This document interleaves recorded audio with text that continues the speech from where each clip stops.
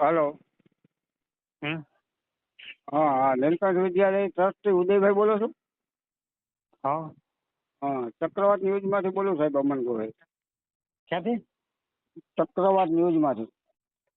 ચક્રવાત? ન્યૂઝ. હા, બોલો ને. હવે આપની સ્કૂલમાં કંઈક ઇસ્યુ થયો છે. હા.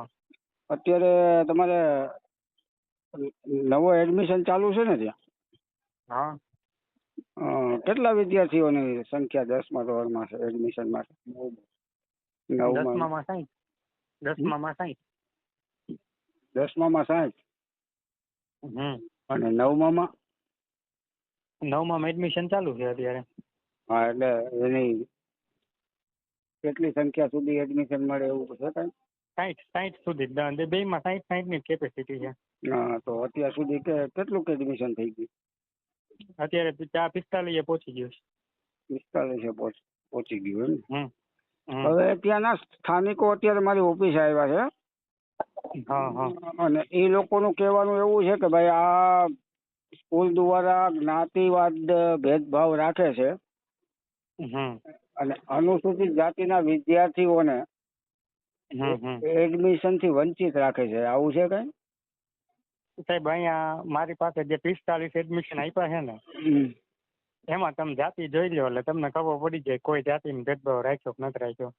હા, એટલે હું તમારી પાસે તમને કોલ કરવાનું કારણ એ કે વેરીફાઈ કરવા માટે જ. આ 45 વિદ્યાર્થીઓને તમે એડમિશન આપ્યા હું એમાં એમાં જાતિ તમને બોલતો જાઉં. મારી પાસે એલસી ની ફાઇલ છે. હા, એમાં મને કહો ને, અનુસૂચિત જાતિના વિદ્યાર્થીઓને કેટલાને એડમિશન આપ્યા તમે? પણ હું તમને જો એલસી ની ફાઇલ જ છે મારા હાથમાં, હું હમણાં જાતિ બોલતો જાઉં એટલે તમને ખબર પડી જશે. ઓકે. એક છે હિન્દુ કુશવા. હિન્દુ કુશવા, પછી હિન્દુ દેવી પૂજક, હિન્દુ લેવા પટેલ સિપાઈ, પછી હિન્દુ સતવારા, પછી તળપદા કોળી, હિન્દુ કોળી, હિન્દુ ઘેડિયા કોળી, પછી તરગાળા વ્યાસ, હિન્દુ મોચી, હિન્દુ વણકર, એક એસસી નો એક થયો. હા, ખારવા ચૌધરી, પછી મુસ્લિમ, પછી તળપદા કોળી, બધે હિન્દુ વાણંદ, પછી હિન્દુ વણકર. એસસી ના 2 થયા. પછીનું છે પાછું હિન્દુ વણકર, અજા વણકર, હિન્દુ અજા વણકર, એટલે 3 થયા. હજી ચુવાડિયા કોળી, હજી હિન્દુ વણકર, 4. પછી કોઈરી, ત્યાંથી એમાં કોઈરી લખેલું છે. પાછું હિન્દુ વણકર, 5. પાછું હિન્દુ વણકર, 6. પછી ચૌધરી, પાછું ચૌધરી, પાછું હિન્દુ વણકર, 7. હા સાહેબ, એટલે બધાને આપેલા જ છે. આમાં એવું નથી એવું કોઈ જ્ઞાતિ હું જોતો જ નથી. જ્ઞાતિ મારે જોવાની જ ન હોય. એટલે અહીંયા જે સ્થાનિક આવ્યા છે ને, અનુસૂચિત જાતિના વિદ્યાર્થીના વાલીઓ જ આવ્યા છે મારી પાસે.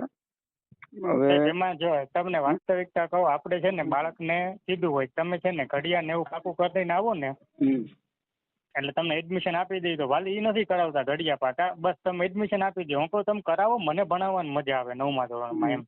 ના, થોડાક તમે કોઓપરેટિવ થાવ, થોડાક વાલી થાય, અને હું છે સ્થાનિક લેવલે આવી નજીકમાં સ્કૂલ હોય ને તો વાલી એના બાળકને પૂરો અભ્યાસ કરાવી શકે. એટલે મારું પ્રાધાન્ય તમને એ છે કે આવી રીતે સ્થાનિક લેવલના જે કોઈ અનુસૂચિત જાતિના ગરીબ બાળકો હોય ને, એને પહેલું પ્રાધાન્ય આપીને એને એડમિશન આપો તો એ આગળનો અભ્યાસ કરી શકે.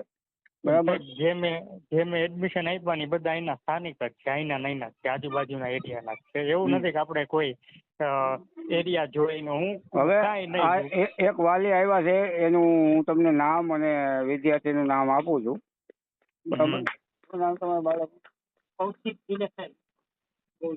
કૌશિક દિનેશભાઈ. મુછડિયા. મુછડિયા કૌશિક દિનેશભાઈ. હા. હવે ઈ તમારી પાસે એડમિશન માટે આવ્યા હતા ધોરણ 9 માં. એ ભાઈ દિનેશભાઈ એવું કે છે કે 3 વખત હું સાહેબને મળ્યો રૂબરૂ, છતાં મને એડમિશન આપતા નથી. સાહેબ એના છોકરાની છે ને દેખાડતા જ નથી, ઘડિયા પાકા નથી કરાવી એકતા. મત શું કરવું કહેવામાં, હું લાચાર થાવ કે નહીં થોડો. વાત સાચી છે, પણ આમાં થોડુંક કોમ્પ્રોમાઇઝ થઈ. અને જો મેં વાલીને ના નથી પાડી, મેં એને કેમ કીધું તું પેલી વખત એ હોય ને વાંધો છે ને તમે 4-5 દિવસ છે ને થોડીક તૈયારી કરાવી દો ને, ઘડિયા ને જનરલ નોલેજ તો સાહેબ હોવું જોઈએ. ના એ તો 100% શિક્ષણમાં તો વાલી છે ને, વાલી બીજે દિવસે આવે ને 2 દિવસ પછી પાછા આવે, છોકરાને ઘરે બેસાડતા જ નથી, ધ્યાન જ નથી દેતા. હોય તો આપણે વાલીને કઈક ભાઈ તમે થોડાક જાગૃત થાવ. હું એમ નથી કહેતો કે એડમિશન નહીં આપો, એવું મેં કોઈને કીધું જ નથી. પૂછી લેજો કે એડમિશન ની ના જ નથી પાડી. આપણે એટલું થોડીક તૈયારી કરાવી દો ને પછી હું એડમિશન આપું. કાંઈ વાંધો નહીં. હવે ઉદયભાઈ હું તમને શું કહું છું, એક બાળકનું એડમિશન તમે કરી નાખો ને એની તૈયારી હું એના વાલીને કહું છું ભાઈ આને તૈયારી કરાવજો. બરાબર સાહેબ? જો એને છે ને કહી દો ને કે સોમવારે મંગળવારે જમતા, ભલે બુધવાર સુધીમાં આવે, થોડીક તૈયારી કરીને આવે, હું આપી જ દઈશ એડમિશન. ના જ નથી પાડતો. ફાઇનલ. અને થોડા ઘણું ઓલું હોય તો એ લેટ ગો કરી અને એડમિશન થોડું ઘણું તો લેટ ગો કરી જ દઈએ, પણ હાવ ન આવડતું હોય ને આમાં એવું થાય. ઘણા બાળકો એવા આવતા હોય સાહેબ કે એને ગુજરાતીનો કક્કોય નથી આવડતો, 9મા ધોરણમાં શું કરાવવાનું? ના તમે તમારી રીતે સાચા છો, પણ આમાં થોડુંક ઓલું કરી અને આને એડમિશન આપી દેજો. ક્યારે મોકલું? બુધવારે મોકલું કે? ભલે 2-4 દિવસ ભલે તૈયારી કરી લે, એને તમે સમય આપીએ. બુધવાર સુધીમાં ભલે કે બુધવારે આવે ગુરુવાર આવે, પણ થોડીક તૈયારી કરીને આવે ને તો મને મજા આવે એમ કામ કરવાની પાછળ, એ ભણાવવામાં. ચોક્કસ એને હું કહી દઉં છું, પણ એને એડમિશન થી વંચિત ન રાખતા. ના સાહેબ, બેને કહેજો તૈયારી કરી નાખે થોડીક, એટલે હું મારે બીજા વાલીને અન્યાય ન થાય ને કોઈને એવું થાય ને. કારણ કે મેં પાછું બીજા છોકરાને આ કીધું હોય તો વાલીને અન્યાય થાય, એમ થાય કે એને આપી દીધું ને તમને ન આવ્યું, વારો તારો કર્યો, એવું થાય ને. ના તમે સાચા છો, પણ આમાં થોડુંક ઓલું કરી અને એડમિશન આપી દેજો. બુધવારે આવશે બરાબર? કઈ વાંધો. અને વાલીને કહી દો ભાઈ બાળકને તમે અમુક તૈયારી કરાવો ને બુધવારે જાજો એટલે આપી દે. બરાબર? હવે ધક્કો ન ખવડાવતા એનો. નો જ ખવડાવે, તૈયારી કરીને આવે એટલે શું હું પેલા ધક્કે દઈ દઉં છું, બીજો ધક્કો નથી ખવડાવતો. ભલે તૈયારી કરીને આવ્યું હોય ને. આમાં ભલે થોડા ઘણું એને કદાચ તૈયારીમાં ઓલી રહી જતી હોય કદાચ, તો આને એડમિશન આપી દેજો. જનરલ પ્રભુ કરાવી દેજો, જનરલ કરી દે. ભલે 8માં શું ભીનો એ ન આવડે ને તો કઈ નહીં, પણ સરવાળા ગુણાકાર ભાગાકાર બાદબાકી ઘડિયા જનરલ વસ્તુ આવડતી હોય ને એટલે હું પહોંચી જાઉં. એ તો આવડતું જ હોવું જોઈએ ને, તો હું કહું છું એના વાલીને. પણ એને છે કોઠારિયાથી રાજકોટ મારી ઓફિસે ધક્કો ખાધો હોય, ક્યારે ખાધો હોય, લાચાર હોય ત્યારે ખાધો હોય. બરાબર? એટલે એ વાત ધ્યાનમાં રાખી અને એને બુધવારે એડમિશન આપી દેજો. ભલે ઉદયભાઈ. ઓકે.